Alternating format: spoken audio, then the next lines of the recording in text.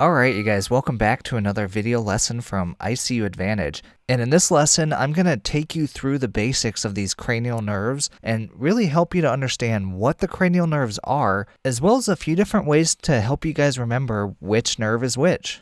Before we begin though, my name is Eddie Watson and this is ICU Advantage. My goal here with ICU Advantage is to take these complex critical care topics and really try to break them down and make them easy to understand for you guys. I hope that I'm able to do just that, and perhaps by the end of this lesson I'll have earned a subscription from you. If you do, make sure you hit that bell icon and select all notifications, that way you'll never miss out on a lesson. Alright, so let's go ahead and get in here and start to talk about what are our cranial nerves. And so essentially what cranial nerves are nerves that originate directly from either the brain or the brain stem. And when it comes to these cranial nerves, there's actually 12 different cranial nerves that we have. And each one of these cranial nerves is going to be paired and present on both sides of the body.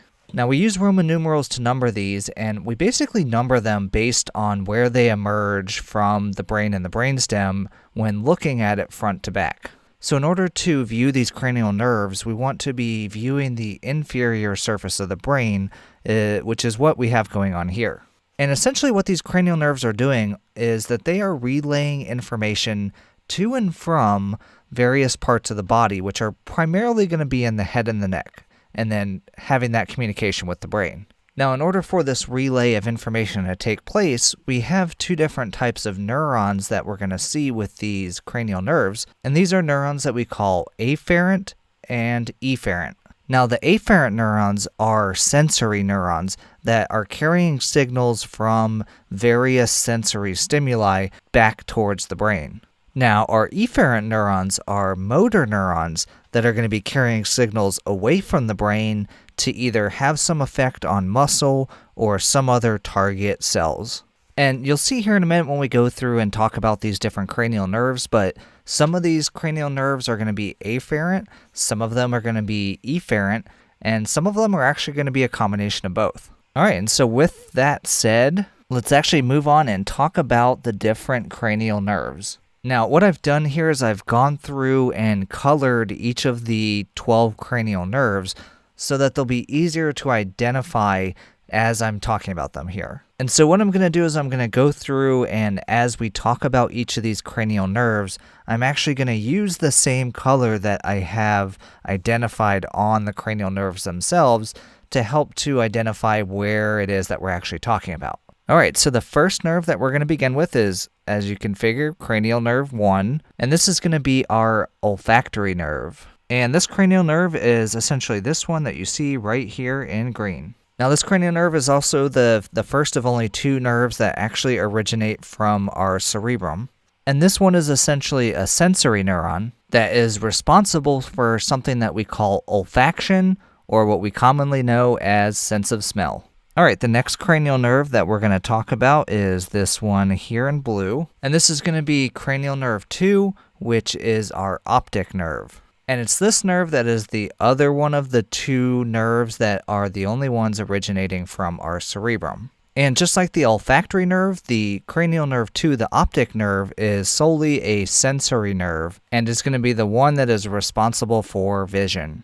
Alright, so the next three cranial nerves that I'm going to talk about really can be thought of as a group because they all essentially have a similar effect. And these three cranial nerves that I'm going to talk about are cranial nerve 3 right here, cranial nerve 4 right here, and I'm actually going to skip to cranial nerve 6 right here. Alright, so the first one that I pointed out here in the lighter orange, this one is cranial nerve 3, and this is our ocular motor.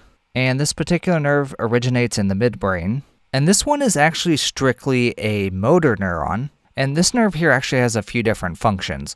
One is it plays a primary role in eye movement, but it also plays a role in some autonomic functions such as our eyelid elevation, our pupillary constriction, as well as the reshaping of the eye and the lens itself, something we call lens accommodation. Now after cranial nerve 3 comes cranial nerve 4, something that we call our trochlear. This one also originates in the midbrain, and this one is also a motor neuron and plays a key role in our eye movement.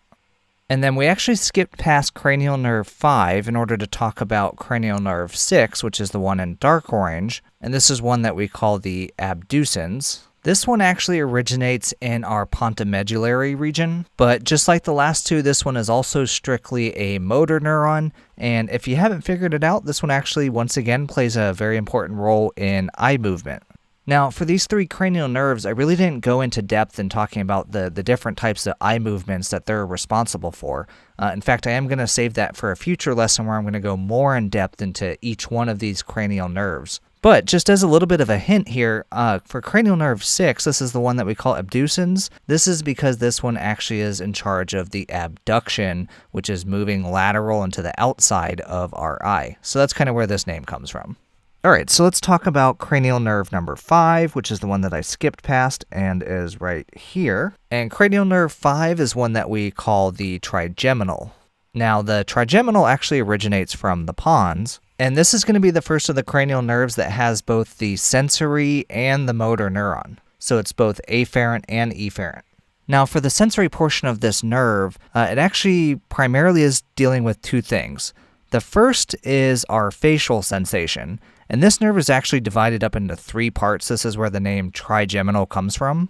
But it also deals with sensation for our tongue, and this is going to be the anterior 2/3 of the tongue. Now, when it comes to the motor portion of this neuron, this is where we're going to be dealing with something called mastication, which is essentially the muscles involved in biting and chewing. All right, so let's move on and talk about our next nerve, which is going to be this one right here. This one is going to be cranial nerve 7, which is our facial. This one originates from the pontomedullary region as well. And this nerve also serves 2 functions and serves as both a sensory and a motor neuron. For the afferent sensory part of this nerve, this is where we're actually dealing with taste on our tongue. So this is going to be taste on the anterior 2/3 of our tongue. But this is not to be confused with sensation that we just talked about with the trigeminal sensory nerve. Now, when it comes to the motor function of this nerve, there's a couple different things that we deal with. One is it has a primary responsibility in our facial expression, also our eyelid closing, and it also plays a role in our salivation and lacrimation, so basically our ability to make saliva and tear secretion. All right, moving on is going to be our next neuron, which is going to be this one right here. And this one is actually going to be cranial nerve 8, something that we call the vestibulocochlear. This one once again originates from that pontomedullary region. Now, this nerve here is going to be primarily an afferent sensory neuron, and this one plays an important role in our balance and our hearing. And so this is where we get the name from. The balance is the connection to the vestibule, and the hearing is the connection to the cochlea. And so hence this is where the name vestibulocochlear comes from. Now, you may also, though, hear this one referred to as the auditory nerve. So it is important to know that you may hear this one as well. All right, so the next nerve that we're going to talk about is going to be this one right here. And this one is going to be cranial nerve number 9, which is our glossopharyngeal. Now, this nerve actually originates from our medulla oblongata. Now, for this one, you might be able to figure out the areas that it is impacting. So it's got in the name here glosso, which we know means tongue, and it also has pharynx, which is coming from pharynx, which we know would be our throat. So this particular nerve is actually both, once again, a sensory and a motor neuron. Now, for the sensory portion here, again, we're dealing with taste, but now we're talking about the posterior 1/3 of the tongue. We're also dealing with the sensation of that portion of the tongue, the sensation of the pharynx, and then we also get input from our sinus and our carotid, chemo, and baroreceptors. And this is partially shared with cranial nerve 10 that we'll talk about in a minute. Now, the motor function of this nerve is in muscles dealing with swallowing, and it also aids in our salivation. All right, so moving on to our next cranial nerve. This is going to be this one right here, and this is going to be cranial nerve 10, which is what we refer to as the vagus nerve. This one also originates from our medulla oblongata. So the vagus nerve is actually longer than any of the other nerves that we have. It's absolutely massive. The name really comes from the term vagrant, which comes from the wandering of this nerve. It really kind of wanders all over the place, as you'll see here. Now, the vagus nerve consists of both our sensory and motor neurons. And so when it comes to the sensory portion, here we're dealing with sensations coming from the skin around the ear.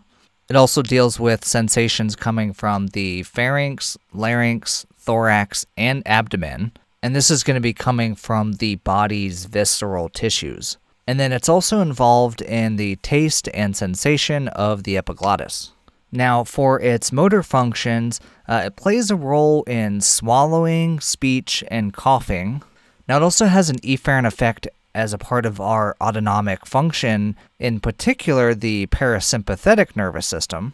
And this is the one that we can think of as that rest and digest.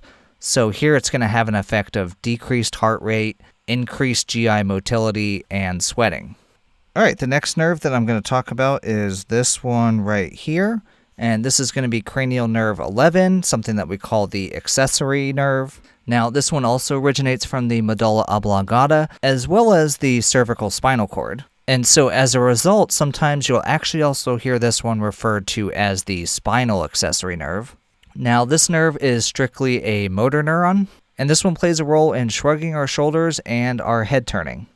All right, and the last cranial nerve that we're going to talk about is going to be this one located right here. This is cranial nerve 12 and something that we call the hypoglossal.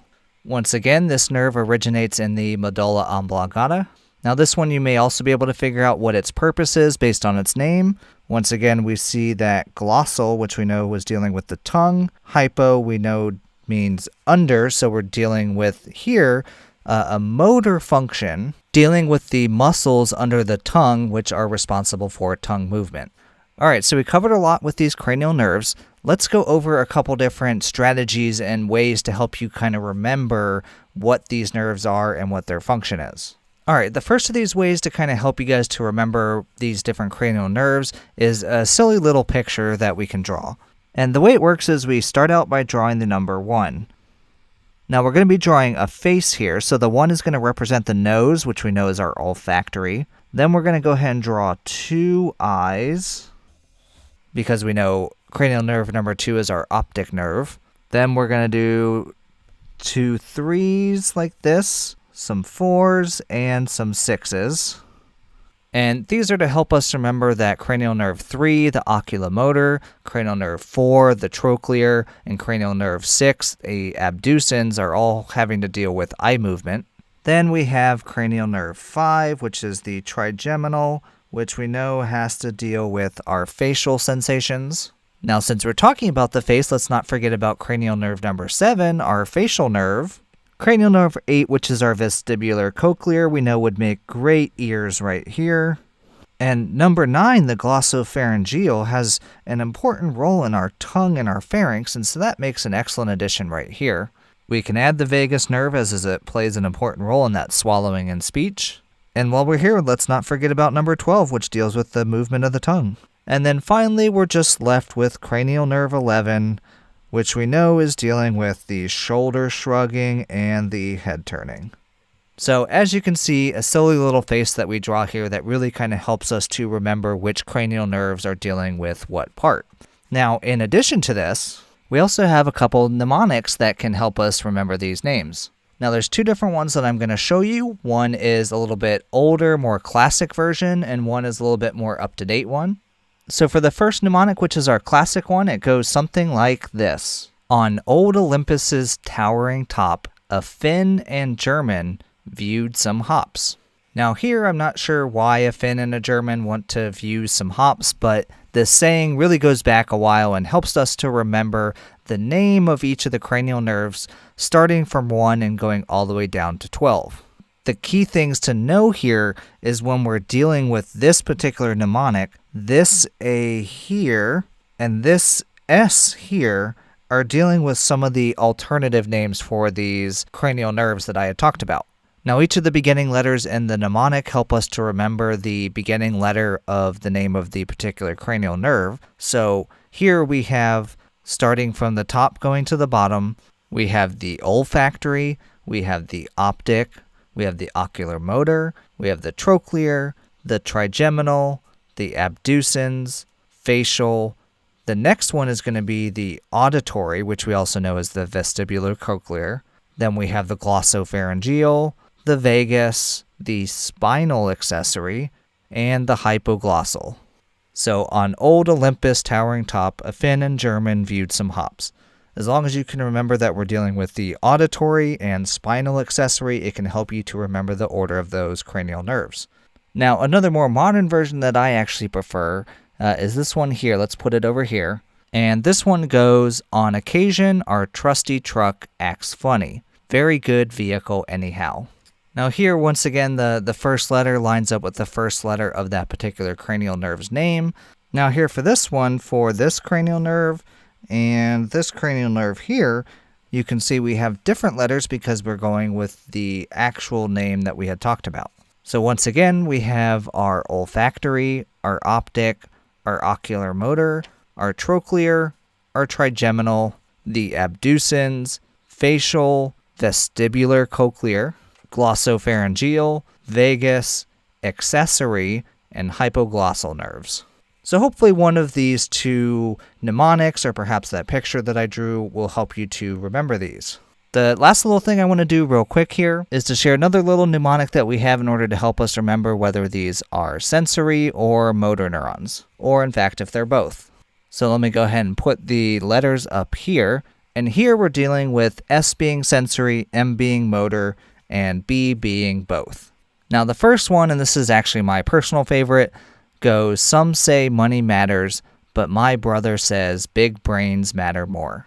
The other mnemonic that I've heard that some people also prefer is, some say my mother bought my brother some bad beer, my. So again, really whichever of these mnemonics helps you to remember this, or in fact you can go online and there are other ones out there both for this and for just remembering the names of the cranial nerves. Some of them might not be PG rated, FYI. But the important thing is that you find something that works for you in order to help you remember what these cranial nerves are, and also to try to help you to remember what their functioning is, whether they're sensory or motor, because there's a lot of information related to these, and it really just takes the time and the energy and the effort in order to burn these into your memory in order to help you know what they are without having to really think about it. Now, like I said in this lesson, this is a pretty quick overview of these different cranial nerves.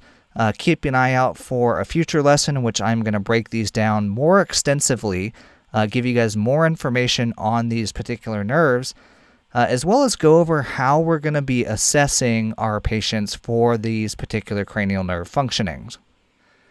Alright you guys, thanks so much for watching. I really hope you enjoyed this video. If you did, make sure and subscribe to our channel and leave a like down below. Also, make sure you check out another one of our awesome videos that YouTube is recommending for you right here. As always, thank you guys so much for watching, and you guys have a wonderful day.